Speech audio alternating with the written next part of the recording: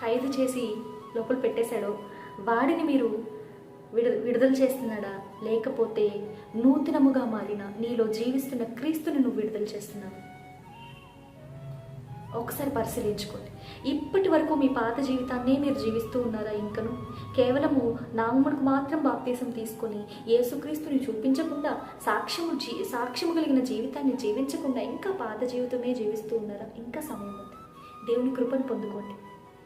నీ పాత స్వభావంగా నువ్వు జీవించేందుకు కాదు రక్షించబడింది, యేసుక్రీస్తుని ధరించేందుకు నువ్వు రక్షించబడ్డావు. యేసుక్రీస్తుకు సాక్షిగా మారేందుకు నువ్వు రక్షించబడ్డావు. యేసుక్రీస్తుకు శిష్యుడిగా మారేందుకు నువ్వు రక్షించబడ్డావు. సర్వలోకములకు సువార్త ప్రకటించేందుకు నువ్వు రక్షించబడ్డావు. నీ నోటితో కాదు, కేవలము నీ నోటితో కాదు, నీ ప్రవర్తనతో నువ్వు యేసుక్రీస్తుని ఇతరులకు చూపించాలి.